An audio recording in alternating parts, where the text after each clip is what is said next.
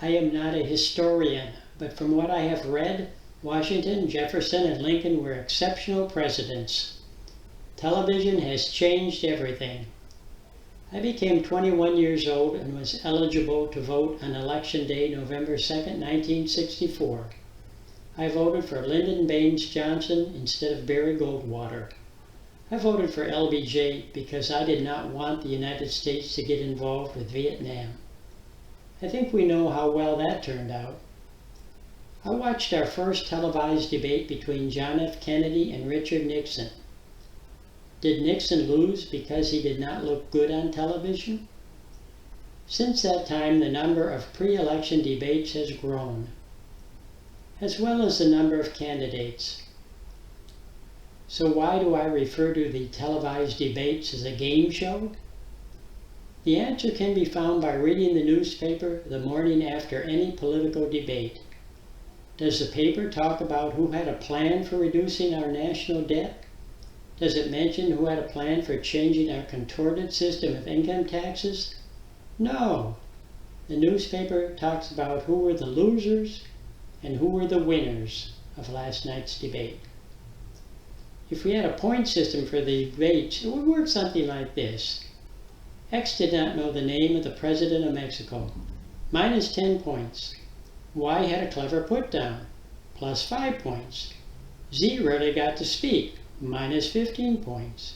X got a big laugh. Plus 5 points. Z went over his time limit 4 times. Plus 5 points. W had no showmanship. Minus 10 points.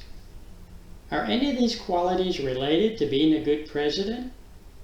Let me give you my recommendations for improving the political debates. Do not let the moderators become part of the debate.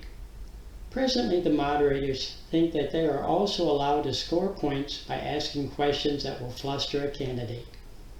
Unless a missile is heading our way, the president seldom needs to make on-the-spot decisions. Therefore, my first suggestion is as follows. All of the questions to be asked of a candidate should be given to them before the debate. This will give them a chance to craft 30-second responses. Suggestion 2. Cut off the microphone of the speaker at the end of 30 seconds. Do you really think that no one has thought of this before? Suggestion 3.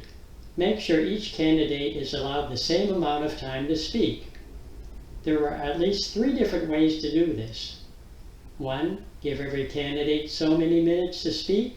When their time is up, they are through for the evening. 2. If there will be 20 questions, give each candidate 30 seconds for each of the 10 questions that he or she would like to answer. 3. Let each candidate indicate the amount of time they'd like to allocate to each of the 20 questions. Of course, their times cannot add up to more than their total allotted time. We still have a problem with compensating for people's prejudice regarding appearances. Do you think either of these 2 candidates could get elected today? You don't really think a beard makes a candidate on the left look better. Fortunately, Abraham Lincoln was tall. The taller candidate usually wins.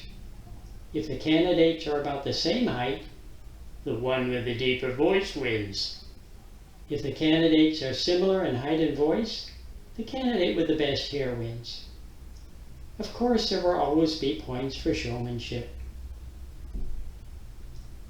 Given we are never going back to radio, I have the following suggestion. Suggestion 4. Disguise the candidates' looks and voices.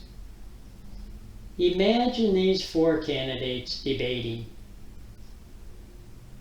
You want entertainment?